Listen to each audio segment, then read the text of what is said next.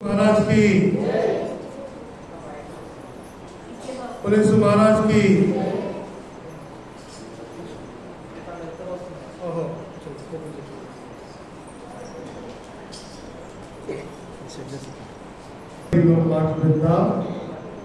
దేవుని సన్నిధిలో దేవుడు శ్రేష్ఠుడు, గొప్పవాడు, సృష్టికర్త. ఈ శ్రమ దినాల్లో నేను అనుకున్నాను ఏ బోధిస్తే సరిపోతుంది. యాక్చువల్లీ మీకోసం నేను పొద్దుగానే రావాలి, కానీ ఈరోజు అనుకోని ఉదయం కూడా నిన్న దినంలో నా పెళ్లి దినం కనుక మేము మా అత్తలో ఊరిపోయింటిమి. ఇక అక్కడ పాస్టర్ మేమందరం కార్యక్రమం చేసుకుని ఉదయం వెళ్ళి బయలుదేరుతున్నాము. పాస్టర్ కూడా వస్తాను చెప్పింది కానీ రాలేకపోయింది, క్షమించమని కోరుచున్నాము. వీలైతే ఎప్పుడైనా చూస్తాను.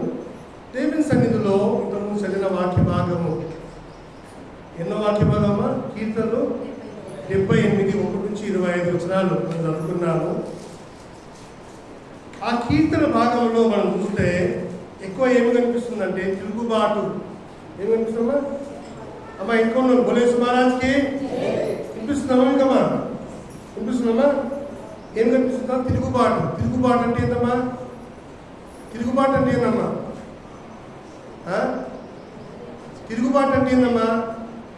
నీవు ఒకవేళ ఒక వ్యక్తికి కానీ మీ కుటుంబంలో మీ చుట్టాలకు మీ బంధువులకు ఎన్ని మేలు చేసినా కూడా ఏమమ్మా, ఎన్ని మేలు చేసినా వాళ్ళు తిరిగి మన మీద ఏదైనా చేస్తే దాన్ని ఏమంటామమ్మా?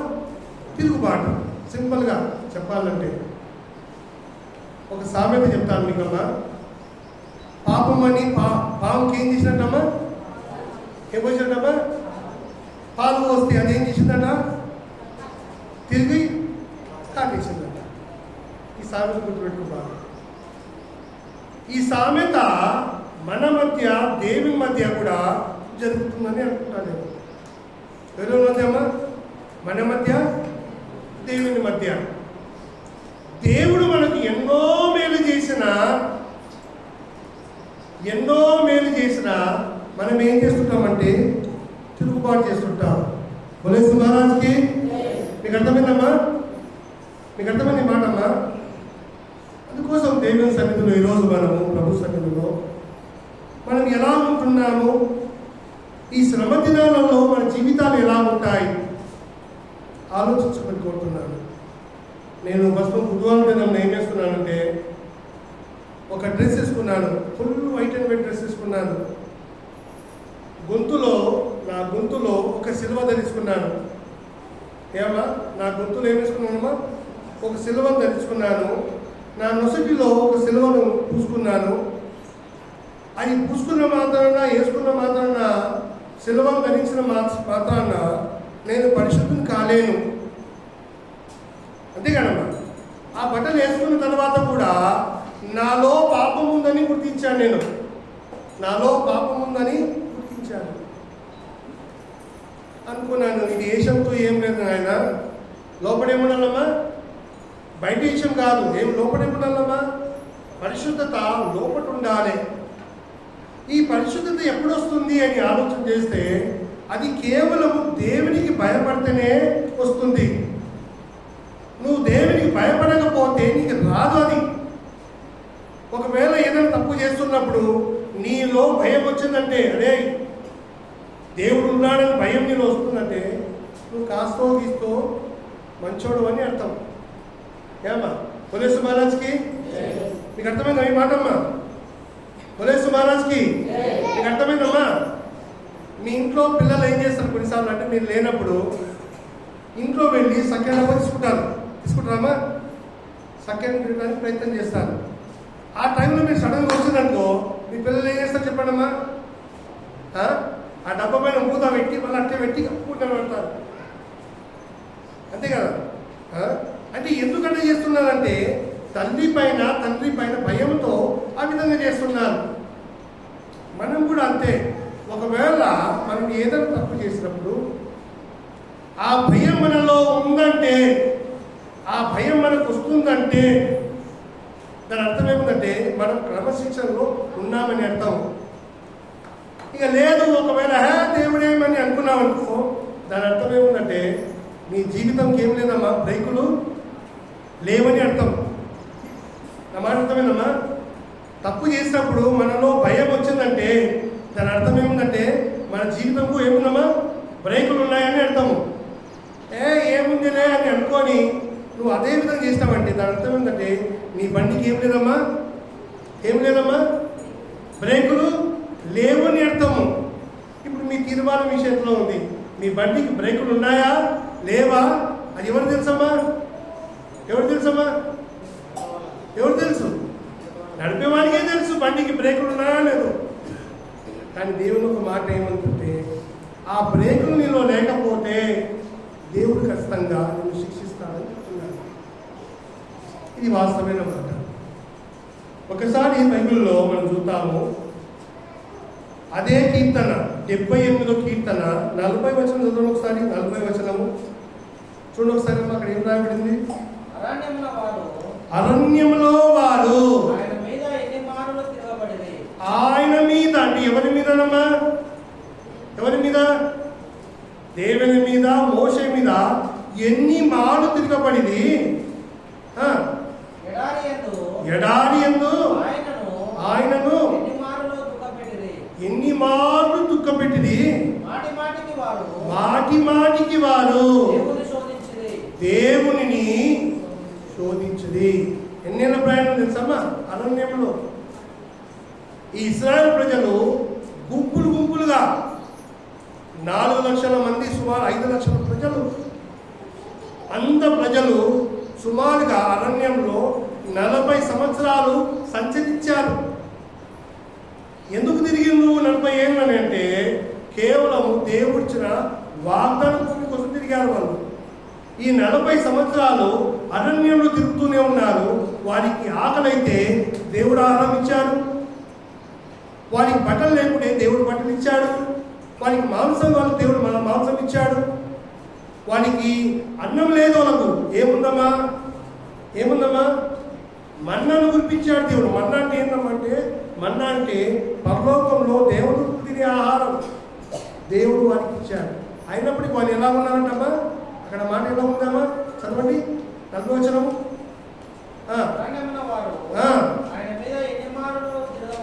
ఎన్ని మార్లు తిరగబడింది, ఎన్ని మార్లు దుఃఖపెట్టింది. మాటి మాటికి వారు దేవుని శోధించింది.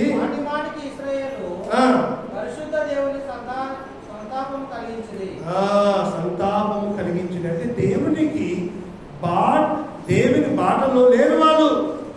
దేవుని బాధపరుస్తున్నారు, దేవునికి ఇబ్బంది పరుస్తున్నారు ఇశ్రాయేలు ప్రజలు. అందుకే ఈరోజు మనం కూడా ఆలోచన చేసుకుందాం. మనం కూడా దేవునికి బాధపరుస్తున్నామా? దేవునికి ఇబ్బంది కలిగిస్తున్నామా? దేవునిలో మనం ఉన్నామా? దేవునితో మనం ఉన్నామా? అంటే ఏం చెప్తారమ్మా మనం? ఏమ్మా పరేశ్ మహారాజ్కి మనం ఎలా ఉన్నాం? దేవునితో ఉన్నామా? దేవునిలో ఉన్నామా? ఎలా ఉన్నామా? ఈ ప్రశ్న అర్థమైందా మీ మాట? మనము నేను దేవునితో ఉన్నానా? దేవునిలో ఉన్నానా? అమ్మా దేవునితో ఉన్నామా? ఎలా ఉన్నాము అలా మనము?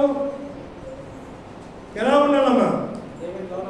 దేవునిలో ఉండాలి మనం, తో కాదు. ఏమ్మా సమాజంకి అర్థం కావాల్సిన మాట ఇదే. మనం దేవునితో ఉన్నామా, దేవునిలో ఉన్నామంటే దేవునిలో ఉండాలి కానీ తో కాదు. తో అందరున్నారు, తో అందరున్నారు. ఈ లోకంలో ఈ గ్రామంలో అందరూ దేవునితోనే ఉన్నారు, కానీ దేవుని లోపల లేవని దేవుడు బాధపడుతున్నాడు. అనుకోని చూడు ఒకసారి యెషయా గ్రంథము 1వ అధ్యాయము. యెషయా గ్రంథము 1వ అధ్యాయము ఒకసారి 2వ వచనం చూడు బాగమ్మా. చాలా మంచి మాట ఉందమ్మా. యెహోవా మాట్లాడుతున్నాడు, ఆకాశమా ఆలకించుము, భూమి చెవియొగ్గుము. నేను పిల్లల్ని పెంచి గొప్పవారిగా చేసి తిని వారు నా మీద. నేను పెంచాను, గొప్పవాడిగా చేశాను. నీ స్థితి ఒకప్పుడు ఇలాంటి స్థితి ఉంటే ఆ స్థితి నుంచి ఉన్నత స్థితిలో తీసుకొచ్చాను. వాడి కుటుంబం నడిపించాను, వాడి ఇంటిని నడిపించాను. నేను వెనుక ఉండి ముందు తోసాను వాళ్ళందరినీ. వాళ్ళు పెద్దవారు అయిపోయారు. ఇప్పుడు ఏం చేస్తున్నారమ్మా? వాళ్ళు నా మీదనే తిరగబడుతున్నారు. అందుకోసం ఈరోజు మనం నేర్చుకోవాలి పాఠం ఇదే. నీవు దేవునిపై తిరగబడుతున్నావా? దేవునిపై తిరగబడుట అని అంశం పైన మేము నేర్చుకుంటాం. అసలు ఏంటి మనిషి దేవునిపై తిరగబడుతున్నాడా అంటే తిరగబడుతున్నాడు. దేవునితో మేలు పొందుతున్నాము, దేవుణ్ణే దూషిస్తున్నాము, దేవుణ్ణే దూషిస్తున్నాము. కనుక ఆలోచన చేయము. దాంట్లోనే 5వ వచనంలో ఒకసారి అమ్మా, 5వ వచనము, నిత్యము ఎట్లమ్మా? నిత్యం అంటే ఏంటమ్మా? నిత్యం అంటే కంటిన్యూ. దినం ఉదయం లేస్తే పొద్దు ముఖ్య వరకు నిత్యము ఆయనపై తిరుగుబాటు చేస్తున్నాము. తర్వాత ప్రతివాడు నడినెత్తిని వ్యాధి కలిగి ఉన్నాడు, ప్రతివాడికి ఉండే బలహీనమాయను, తరకాలు మొదలుకొని తల వరకు స్వస్థత కొంచెమైనను లేదు. ఎక్కడ చూసినను గాయములు దెబ్బలు చూడాలి. కనుక మనం తిరగబడుతున్నాం కనుకని ఇవన్నీ సమస్యలు మనకు వస్తున్నాయి. ఆలోచించమని కోరుతున్నాను. కనుక దేవుడు మనతో మాట్లాడుతున్న మాట ఏంటంటే, నువ్వు తిరగబడుతున్నావా? ఉదయం లేచి శ్రమ దినాల్లో ఏం చేస్తామంటే, ఉదయం లేస్తే పొద్దున్న 4 గంటలకు ప్రార్థన చేసుకుంటాము, గంటలు ప్రార్థన చేసుకుంటాము. కానీ ఒకసారి నీవు నీ హృదయం తొంగి చూసినావా? ఏమ్మా, మనం మన హృదయంలో తొంగి చూసినామా? లోపడమ్మా మనం ఎలా ఉన్నాము ఆలోచించిస్తామా? ఎప్పుడన్నా చెప్పండి బాగమ్మా. పోలీసు మహారాజ్కి అమ్మా, మీకు అర్థమవుతుందమ్మా? అమ్మా ఇంకా అర్థమవుతుందమ్మా? నేను ఎలా ఉన్నాను, నా మనసు ఎలా ఉంది, నా జీవితం ఎలా ఉంది, నీకే తెలుసు, ఎదుటోనికి తెలియదు. కనుక మనం ఎలా ఉంటున్నాము సరే ఆలోచించుకొని పోతున్నాము. ఒకసారి ద్వితీయోపదేశ కాండము 9వ అధ్యాయము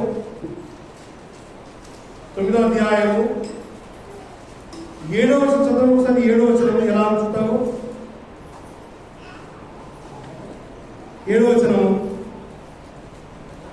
ద్వితీయోపదేశ కాండము 9వ అధ్యాయము 7వ వచనము.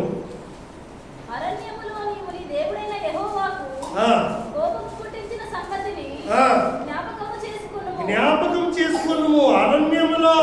ఎక్కడమ్మా? అరణ్యములో ఈ ప్రజలు 40 ఏళ్ళు అరణ్యం తిరుగుతున్నప్పుడు వారు ఎన్నిసార్లు దేవుని కోపం పుట్టించింది తెలుసమ్మా? అదొకసారి జ్ఞాపకం చేసుకో. నీవు కూడా నీ జీవితంలో, నీ కుటుంబంలో ఎన్నిసార్లు దేవునికి కోపం పుట్టించావు ఆలోచన చేసుకో. ఆలోచన చేసుకో. ఎన్నిసార్లు నీవు దేవునికి కోపం పుట్టించావు? నీ కుటుంబం ద్వారా నువ్వు కోపం పుట్టించావు, నీ మాట ద్వారా నీ కోపం పుట్టించావు, నీ తర్కవాదం ద్వారా దేవుని కోపం పుట్టించావు. ఆలోచన చేసుకుందాం మన జీవితంలో. అందుకోసమే దేవుడు బాధపడుతున్నాడు. ఇంకా చూడమ్మా 11వ వచనం చూడండి ఒకసారి. 11వ వచనము, మరియు యెహోవా నేను ఈ ప్రజలను చూచితిని. వీరు ఎవరంట?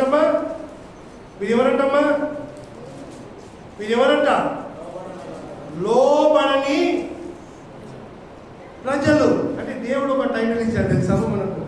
ఏమిచ్చాడమ్మా? ఒక బిడుదు ఏమిచ్చాడమ్మా? దేవుడు ఒక టైటిల్ ఇచ్చాడు. ఇక్కడ ఏమిచ్చాడమ్మా మనకు? మనం ఎవరంటమ్మా? లోబడని ప్రజలము. ఒకటే మాట, సింపుల్ మాట. మనం ఎవరంటే లోబడని ప్రజలు. కనుక ఆలోచించుకోమని కోరుతున్నాను. ఈరోజు నీవు దేవునిపై తిరుగుబాటు చేస్తున్నావా? దేవుని పైన తిరుగుబాటు చేస్తున్నావా? అలాంటి జనంలో ఉన్నావా? లేదా దేవునితో సన్నిహితంగా దేవుని కోసం బ్రతుకుతున్నావా? ఆలోచించుకోమని కోరుతున్నాను. ఈ సమాజంలో చాలా మంది ఉన్నారమ్మా. నీవు మనమందరము దేవునిలో ఉన్నామా, దేవునితో ఉన్నామంటే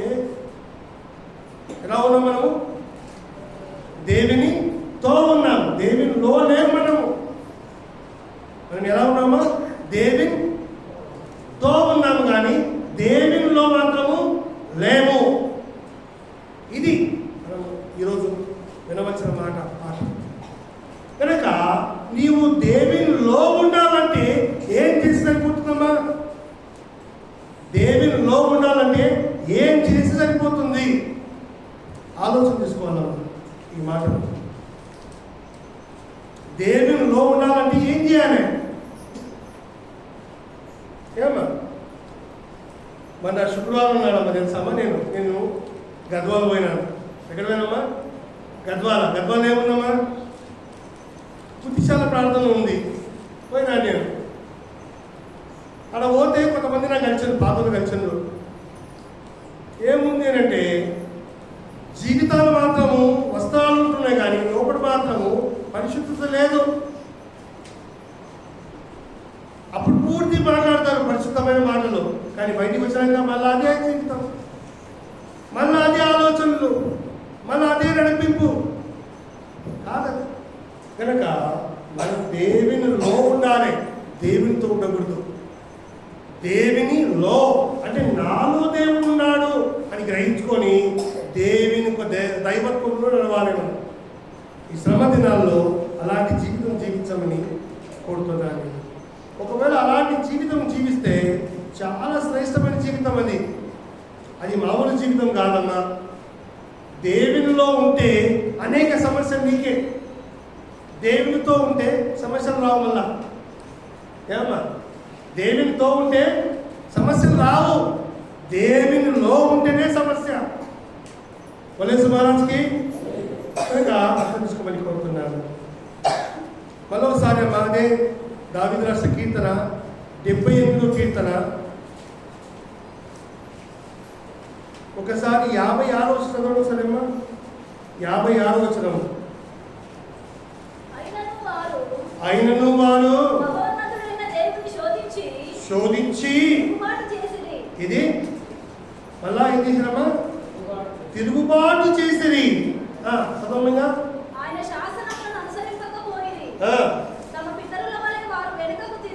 తమ పితరుల వలె వారి వెనుకకు తిరిగి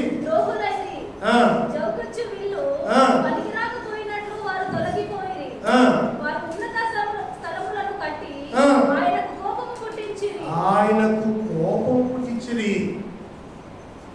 చూడండి ఎంత మంచి మాటలు ఈ మాటలు.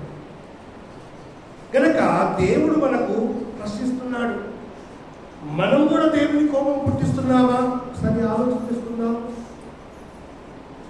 మనం కూడా దేవుని బాధపడుతున్నామా? ఆలోచన చేసుకుందాము. ఒక చిన్న జీకే టెస్ట్ మీకు ఇస్తానమ్మా. బైబిల్లో ఒకతో మా రాయబడిన మాట, జీవం గల దేవుని చేతిలో పడిన భయంకర మాట ఉంది. ఎక్కడ ఉంది చెప్తానమ్మా? ఎన్నోసార్లు నేను బోధించిన మాట. జీవం గల దేవుని చేతిలో పడుట భయంకరం. ఎక్కడుంది? ఫిబ్రవరి 10:31 ఉంటుందమ్మా. చూడండి ఒకసారమ్మా. ఫిబ్రవరి 10:31 చూడండి ఒకసారమ్మా.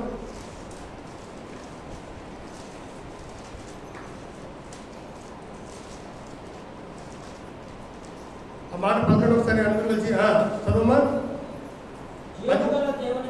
జీవం గల పక్కన జీవం గల పలకండి నాయక. జీవం గల గట్టిగా జీవం గల దేవుని చేతిలో పడుట ఏముంది? భయంకరము. పలకండి మాట. జీవం గల దేవుని చేతిలో పడుట భయంకరము.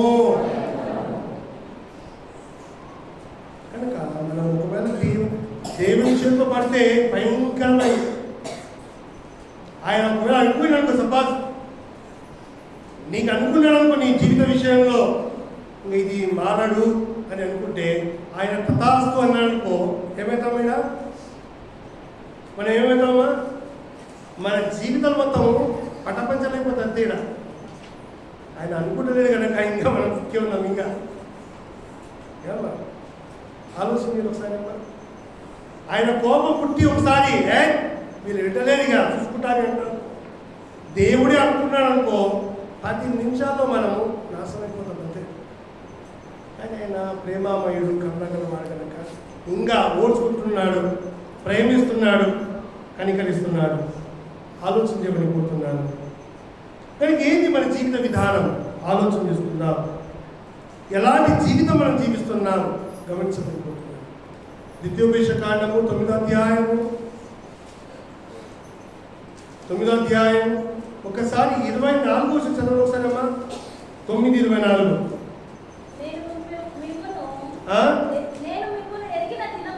నేను మిమ్మును ఎరిగిన దినము మొదలుకొని. ఎంత మంచి మాట అంట. ఏమంటామా అతనికి? నేను మీకు చూసినప్పటి నుంచి మీరు ఇంకా అలానే ఉన్నాం. మనము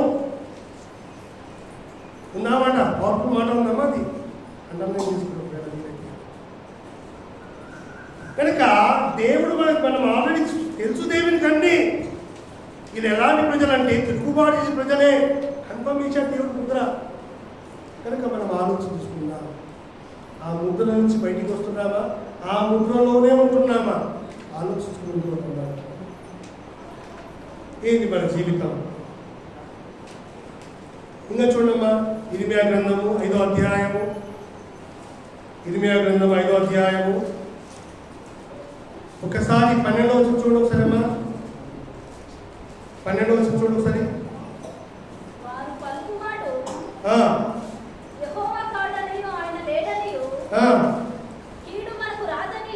కీడు మాకు రాదనియు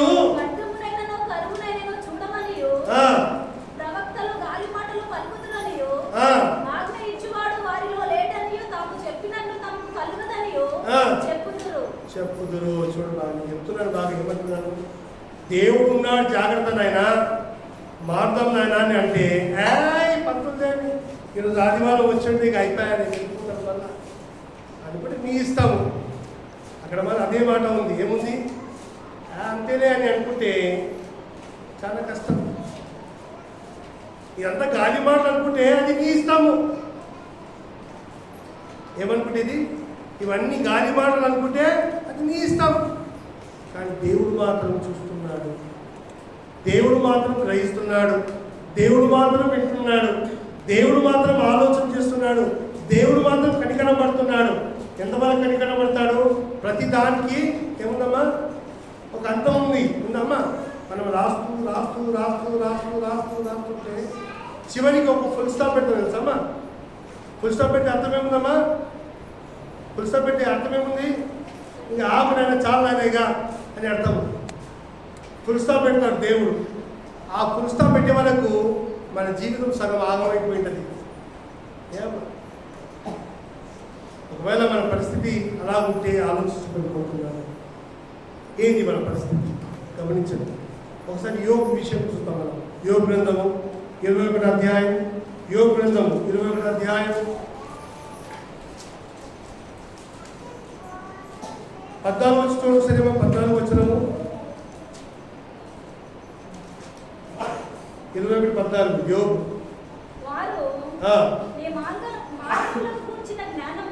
నీ మార్గము గురించిన జ్ఞానము మాకు అక్కరలేదు.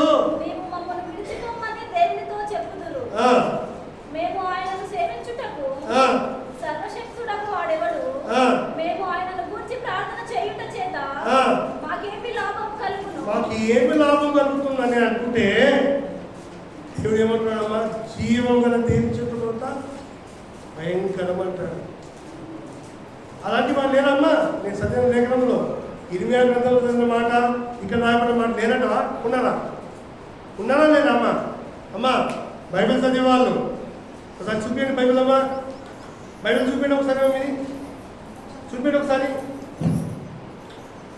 చదివిన రాయి మాట్లాడమ్మా. మీరు లేరమ్మా సమాజంలో? ఉన్నారా లేరమ్మా? ఉన్నారు. ఇవన్నీ ఉంటుందే అని అనుకుంటే నీ తీర్మానము. జీవితం ఎవరి భాగమవుతామా? ఎవరి జీవితం భాగమవుతుంది? ఎవరిది? మనదే. ఆగమైంది మనమే. వినకపోతే ఆగమైంది మనమే.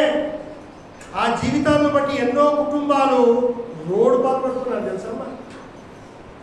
ఒకప్పుడు ఒక 500 రూపాయలు అప్పు ఉన్నోడు ఈరోజు 5 లక్షలు చేసుకున్నాడు. కారణం ఏముందమ్మా? కారణం ఏముంది? 500 నుంచి ఎక్కడ పోయిందా? మాకు 5 లక్షలు అయిపోయింది. 5 లక్షల నుంచి 15 లక్షలు అయిపోయింది అప్పులు. ఎందుకంటే మనం చేసే క్రియలే. ఆలోచించుకోమని కోరుతున్నాను.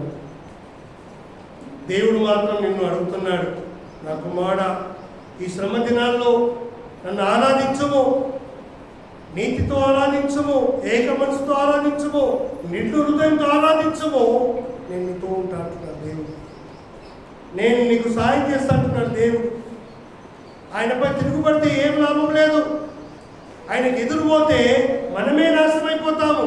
కనుక తన వాక్యం వైపు ఆలోచన చేసుకుని మన హృదయం మనం శుద్ధీకరించుకుంటే దేవుడు ఖచ్చితంగా మేలు చేస్తాడు. గమనించమని కోరుతున్నాను. 106వ కీర్తన 43వ వచనం. 106వ కీర్తన 43వ వచనం.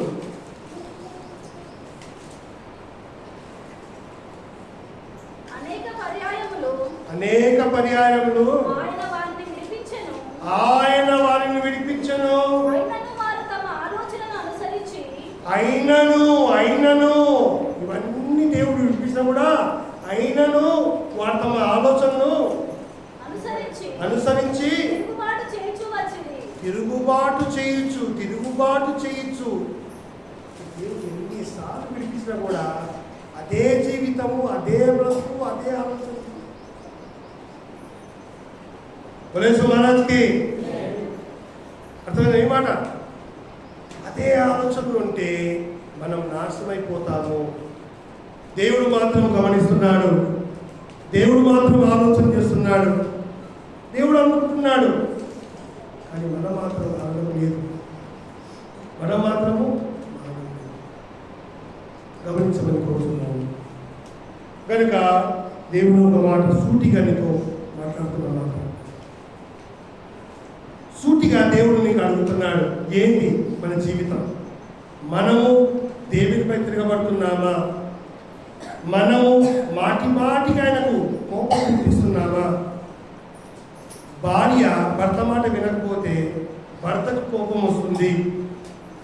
ఎంత కోపం వస్తుందంటే, అమ్మా ఎంత వస్తుంది కోపం? అమ్మా ఏం చేస్తారు? భర్త ఏం చేస్తారు? కోపం వస్తే ఏం చేస్తారమ్మా? భార్య రేపిలో వాడేస్తారు, అంతే, ఒకటే పని. కానీ దేవుడి కోపం వస్తే దేవుడు రేపు పాడాడమ్మా. దేవుడు ఏం చేస్తాడు తెలుసమ్మా? ఏం చేశాడు? దేవుడు ఏం చేశాడమ్మా?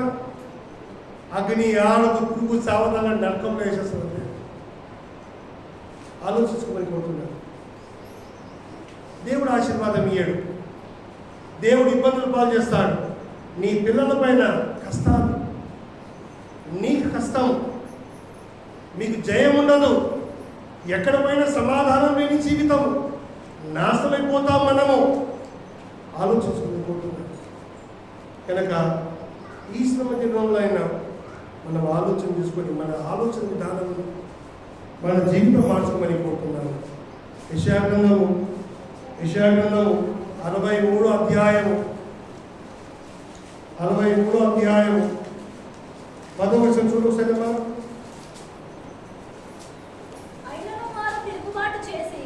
ఆయనను వారు తిరుగుబాటు చేసి ఇది ఆయన పరిశుద్ధాత్మను దుఃఖింపచేయగా ఆయన వారికి ఎవరు విరోధి అయినమ్మా? ఎవరి విరోధి అయిన దేవుడు? ఎవరికమ్మా? ఎవరికి విరోధులు అయిన అక్కడ? ప్రజలకు. మనం చేసే క్రియలను బట్టి దేవుడు మనకు విరోధి అవుతాడు. దేవుడు మనకు విరోధి అయితే ఏంటి పరిస్థితి అంటే, నీ శత్రువును ఎలా చూస్తావో దేవుడు కూడా అలా చూస్తాడు. ఏమా? దేవుడు కూడా అలా చూస్తాడు. నీకు మేలు చేసేవాడి పైన నువ్వు ప్రేమను పొంగిస్తావు. నీకు మేలు చేసేవాడి పైన నువ్వు ఏం చేస్తావా? నీ ప్రేమను పొంగిస్తావు. దేవుడు కూడా తనకి ఇష్టమైన వాళ్ళపైన ప్రేమను పొంగిస్తాడు. నీవు ఒకవేళ నీ శత్రువుని ఎలా చూస్తావో దేవుడు తన శత్రువును అలానే చూస్తాడు. గుర్తు చేసుకోమని కోరుతున్నాడు. కనుక మనం ఆలోచన చేసుకోవాలి, ఏంటి మనలో ఉన్న లోపాలు? ఈ పరిశుద్ధమైన బల రోజున ఈ బలను గుర్తించక ముందుగాల ఏది మన జీవితమో, నాలో ఉన్న లోపం ఏది అని ఆలోచన చేసుకొని మన హృదయాలను మార్చుకుంటాం. ఒకవేళ మారకపోతే ఎన్ని బలలు అయినా లాభం లేదు, ఎన్ని రొట్టెలు తిన్నా లాభం లేదు. ఈ రొట్టె తింటే నీకు బలం రాదు. ఏమా ఈ రొట్టె తింటే బలం రాదు, కానీ దేవునితో ఉన్న సంబంధం కట్ అయిపోతుంది. దేవునితో ఉన్న సంబంధం ఏమైతమ్మా? కట్ అయిపోతుంది. కనుక ఆలోచన చేసుకుందాం. ఈ శ్రమ దినాలలో ఈ శ్రమ దినాల్లో 2వ ఆదివారం అంటే 15 రోజులు ఆల్రెడీ గడిచిపోయింది. ఇప్పటికి ఎన్ని రోజులు అయిపోయిందమ్మా? ఎన్ని రోజులు అయిపోయింది? 15 రోజులు అయిపోయింది. ఇంకా దేవునితో దూరం ఉన్నావా? రా ప్రభు సన్నిధిలో,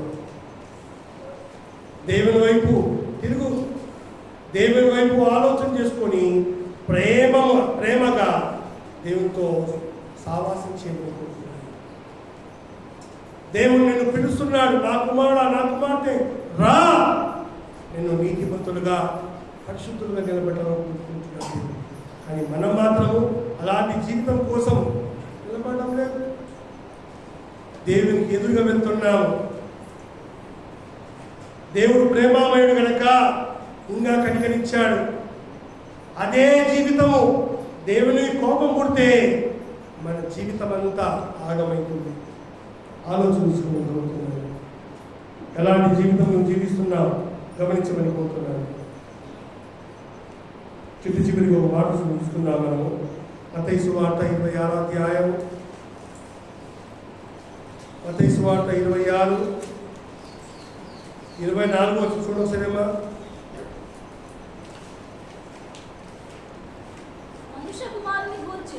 మనుష్య కుమారుని గురించి రాయబడిన ప్రకారము ఆయన పోచున్నాడు గాని ఎవరి చేత మనుష్య కుమారుడు అప్పగింపబడుచున్నాడో ఆ మనుషునికి శ్రమ. తర్వాత ఆ మనుషుడు పుట్టి ఉండని ఎడల వారికి మేలని చెప్పాను.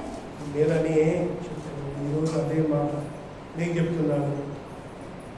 ఒకవేళ అలాంటి జీవితం మనం జీవించకపోతే పుట్టి లాభం లేదు. ఏం లాభం లేదమ్మా? ఈ భూలోకంలో పుట్టి లాభం లేదు. పుట్టి ఏం సాధించావంటే, పుట్టి మనం సాధించింది ఏమీ లేదు. ఏం సాధించావు? కోపము, పగ, అసూయ, ఇవే నా సాధింపు. ఆలోచించుకొని కూర్చున్నాను. ఏం సాధించా భూలోకంలో? ఏం సాధించా? ఆలోచన చేయమని కోరుతున్నాను. ఒక మదర్ తెరిసే జీవితం చూద్దాంలే.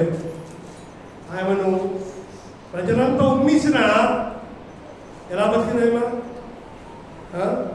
ఎలా బతికింది? సమాజంలో నన్ను చీయన్న పర్వాలేదు, నేను మాత్రం ప్రజల కోసం బ్రతుకుతా అని చెప్పి తమ జీవితాంతం దానం పోసింది తెలుసమ్మా. ఒక మదర్ తెరిసా. గ్రామ్ స్టేట్ తెలుసమ్మా? గ్రామ్ స్టేట్ ఎవరు తెలుసమ్మా? గ్రామ్ స్టేట్ 1993లో కానీ బహుశా ఈ వ్యక్తిని ఒరిస్సా ప్రాంతంలో భార్య భర్తలందరినీ చంపేసి, అంటే తమ కుటుంబం చంపితే భార్య తప్పించుకుని, కానీ గ్రామిస్తే తమ 3 పిల్లలు ఒకటే రోజున సజీవ దానం చేశారు. ఆయన భార్య ఏమని తెలుసమ్మా? బయటకు వచ్చి భార్య ఏమని తెలుసా? నా కొడుకు నా భర్తను చంపిన వాళ్ళు, నా పిల్లలను చంపిన వాళ్ళని క్షమిస్తాను. ఏమన్నదమ్మా? నా భర్తను, నా పిల్లలను చంపిన వాడిని నేను క్షమిస్తాను అని మాట పలికి క్రీస్తు ప్రేమను చాటండి. ఈరోజు నీవు సమాజంలో క్రీస్తు ప్రేమను చాటున్నావా? ఆలోచించమని కోరుతున్నాను. నిజమైన ప్రేమ, నిజమైన సమాధానం ఏంటంటే యేసు మార్గంలో ఉండి జీవించడమే. అది చాలా కష్టమైన జీవితం, కఠినమైన జీవితం. అలాంటి జీవితం జీవిస్తామా? జీవించి దేవునికి ఇష్టపూర్వకంగా ఉంటే ఖచ్చితంగా దేవుని ఏం చేస్తాం. నీ ఉదయం కోపం వస్తే నీ కోపం ఎంతవరకు ఉన్నది తెలుసమ్మా? ఎంతవరకు ఉండాలమ్మా? ఏమమ్మా? నీ కోపం ఉదయం వస్తే ఎంతవరకు నీ కోపం ఉండాలమ్మా? సూర్యము అస్తమించే వరకు, అంటే ఇక్కడ పొద్దు అక్కడ పొడిచే వరకు నీ కోపం కూడా సమాధి కావాలి. కానీ ఆ కోపం మనం ఏం చేస్తామా? 2 రోజులు, 3 రోజులు, 20 రోజులు, నెలలు, సంవత్సరాలు పెట్టుకొని దేవుణ్ణి అవమానపరుస్తున్నాం. దేవుణ్ణి అవమానపరుస్తూ మనం జీవిస్తున్నాం. అలాంటి జీవితం జీవిస్తే దేవుడు మెచ్చుకున్నా? దేవునికి ఇష్టమా? ఆలోచన దేవుని కోరుతున్నా. నీ గుండెపై చేపెట్టుకొని నీ ఎవరిని క్షమించాలంట సరే ఆలోచన చేసుకున్నా. నీ గుండెపై చేపెట్టుకొని నువ్వు ఎవరిని క్షమించావా అని ఆలోచన చేసుకో. కానీ యేసు ప్రభు మాత్రం సెలవు పైన తన చేతులకు మేకులు కొట్టవాడిని ఏమన్నాడు? తండ్రి ఏమన్నాడమ్మా? తండ్రి వీరేం చేస్తున్నారు? వీరిని మనం మాత్రం ఒక సూది పొడిస్తే కూడా క్షమించలేము. మనం ఎదుటి వారిని క్షమించలేము, ఎదుటి వారిని ప్రేమించలేము. దేవుడు మాత్రం ప్రేమమయుడు కనుక నీ పైన తమ ప్రేమను చూపాడు. ఈరోజు నిన్ను దేవుడు ప్రశ్నిస్తున్నాడు. ఒకవేళ నువ్వు క్షమించకపోతే నీవు కూడా దేవుని పైన ఏం చేస్తున్నావు చెప్తాము? నీవు కూడా దేవుని ఏం చేస్తున్నావు? దేవుని పైన తిరుగుబాటు చేస్తున్నావని అర్థం. ఆలోచించమని కోరుతున్నారు. దేవుడు ఒక మాటలు దాడిగా ఉంటాయి, కానీ హృదయాలను పెంచేస్తుంది. ఈరోజు నీవు మనల్ని గురించక ముందుగాల నీ హృదయం శుద్ధీకరించుకో, నీ మనసును శుద్ధీకరించుకో. మనమందరం కలిసి దేవుని మహిమపరచడానికి బలంలో పాల్గొందాం.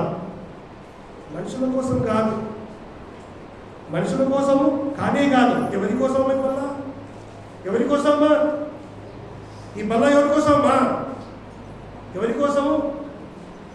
దేవుని కనపరచడానికి బల్ల. నిన్ను కనపరచడానికి కాదు, నన్ను కనపరచడానికి కాదు. ఎవరి కోసమా?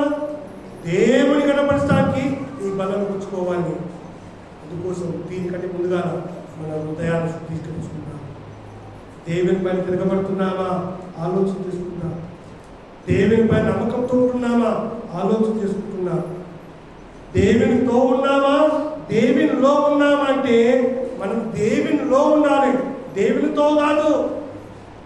దేవునితో ఎందులో ఉన్నాడు? దాంట్లో నువ్వు ఒకడు, నేను ఒకడిని.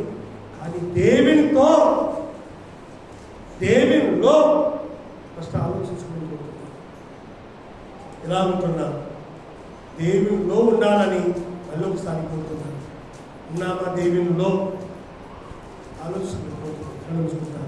2 నిమిషాలు నీ హృదయంలో, 2 నిమిషాలు నీ హృదయంలో కళ్ళు మూసుకొని ఆలోచించమని కోరుతున్నాను. చెప్పిన బోధన ఆలోచించుకొని కోరుతున్నాను. దేవుడు మీతో మాట్లాడుతున్నాడు. ఈ శ్రమ దినాల్లో దేవుడు మీతో మాట్లాడుతున్నాడు. నీ హృదయంలో ఆలోచించుకోమని కోరుతున్నాడు. దేవుడు మాత్రం ఆకాశం చూస్తున్నాడు. నా పిల్లలు నీతిమంతులా అనీతిమంతులా అని ప్రశ్నిస్తున్నాడు దేవుడు. నా పిల్లలు యథార్థంగా ఉన్నారని ఆలోచన చేస్తున్నాడు దేవుడు. నా పిల్లలు నమ్మకంగా ఉన్నారని ఆలోచన చేస్తున్నాడు దేవుడు. నా పిల్లలు ఎలాంటి బుద్ధులు కలిగి ఉన్నారని ఆలోచన చేస్తున్నాడు. వాళ్ళు నాలో ఉన్నారా, నాతో ఉన్నారా అని ఆలోచన చేస్తున్నాడు దేవుడు. మనం మాత్రం మన హృదయాలను కఠినపరుచుకుంటున్నాము. మనం మాత్రము మాటకు మాట, దూషణకు దూషణ చేస్తున్నాము. మనం మాత్రం అన్యాయం చేస్తున్నాము. మనం మాత్రం అక్రమం చేస్తున్నాము. దేవుని నామంలోనే అక్రమంగా జీవిస్తుంటాము. దేవుడు నీకు అవకాశం ఇచ్చాడు. ఆలోచించుకుంటున్నాడు. ఆయన నిన్ను చూస్తున్నాడు. నా కుమారుడు నా వైపు చూడమంటున్నాడు. తన చేతుల్లో మేకులతో కొట్టినప్పుడు కూడా ఆయన బాధపడి లేడు. మనం మాత్రం బాధపడుతున్నాం. చేతుల్లో మేకులు కొట్టినప్పుడు కూడా ఆయన తండ్రి వీరు ఏం చేస్తున్నా, వీళ్ళు ఎదగరు కనుక వీరిని క్షమించమని అన్నాడు. మనం మాత్రం పగలు పెట్టుకుంటున్నాము, కోపాలు పెట్టుకుంటున్నాము, ద్వేషాలు. దేవునికి అయిష్టమైంది అదే. ప్రేమతో జీవిస్తాం, దేవుని కోసం జీవిస్తాం. దేవుడు ప్రేమామయుడు. అలాంటి ప్రేమ కలిగి మనం ఉందాం. దేవుని కోసం ఒక 100 మెట్లు దిగడానికి మనం ప్రయత్నం చేస్తాము. గర్వంతో ఉన్నామా? ఈరోజు ఆ గర్వం తీసేస్తాము. నా యేసయ్య కోసం తీసేస్తాను, నా తండ్రి కోసము ఆ గర్వం తీసేస్తామని తీర్మానం తీసుకుంటున్నాను. ప్రభు కోసం నువ్వు ఏం చేస్తున్నావు? ఆలోచించుకున్నావు. ఈ శ్రమ దినాల్లో నీ తీర్మానం ఏంటి ఆలోచించుకోమని కోరుతున్నాను. ఎవరి కోసం తగ్గించుకుంటున్నావు? ఎవరిని మేలు చేయడానికి తగ్గించుకుంటున్నావు? దేవుడు ఆకాశం చూసినప్పుడు అరే నా పిల్లలు మారిపోయారే, నా పిల్లలు నీతిమంతులుగా జీవిస్తున్నారే అని అనుకోవాలి. దానికోసం పాటుపడబడుతున్నాను.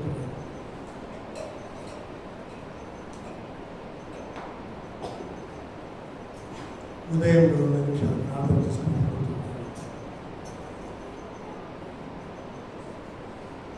రెండు నిమిషాలను స్మరించమని కోరుతున్నాను. సిలువ ధ్యానించమని కోరుతున్నాను. ఆ నల్లటి ముద్దు పైన యేసయ్యను,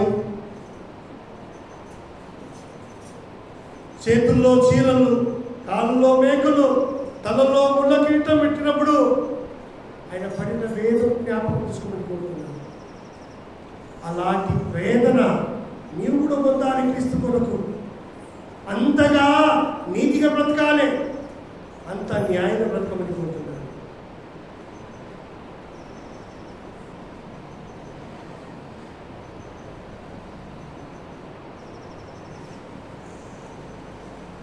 మనసులో 2 నిమిషాలు గుండె పరిచయం పెట్టుకొని ప్రభువాన్ని నీతి బతుగా జీవించాలనుకుంటున్నాను. నాకు నేర్పించుందని అనుకుంటున్నాను. ప్రభు ఈ లోకంలో జీవించలేకపోతున్నాను, నాకు నేర్పించు, నాకు నిలబెట్టు ప్రభువా. ఆయన ఆకాశం చూసినప్పుడు ఎవరున్నారు? నీతిమంతులుగా ఉన్నారా? ఎవరిని చూస్తున్నప్పుడు నేనున్నానని దేవుని కోసం నిలబడుకోబోతున్నాను. దేవుడు ఎవరైనా ఉన్నారని ప్రశ్నించినప్పుడు నేనున్నాను ఆ మాట రావని అంతగా ప్రేమించమని దేవుడు కోరుతున్నాడు. కానీ మనం మాత్రం జీవించలేని స్థితిలో ఉంటున్నాడు.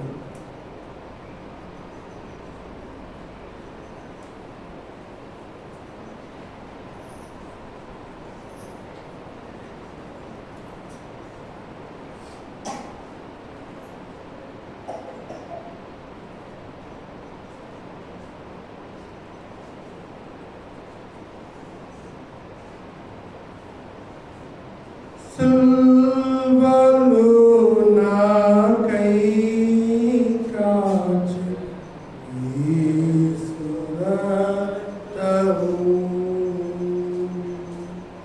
శీలనైన నన్ను మార్చెను యేసురతము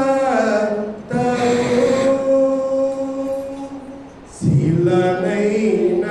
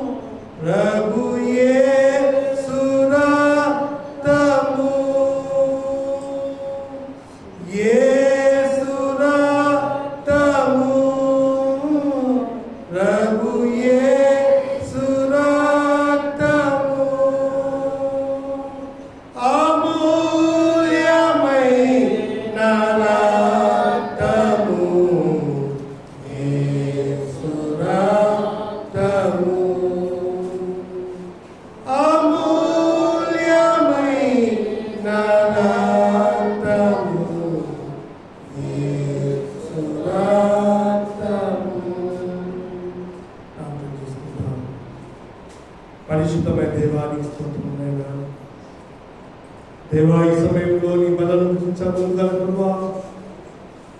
మా హృదయాలను మేము శుద్ధీకరించుకొని ప్రభా నీ కోసం బ్రతికేలాగా గొప్ప చూపించు ప్రభా. నీలాంటి జీవితం మాకు దయచేయమని కోరుచున్నాను. నీతి జీవితం, యథార్థమైన జీవితం మాకు దయచేయమని కోరుచున్నాను.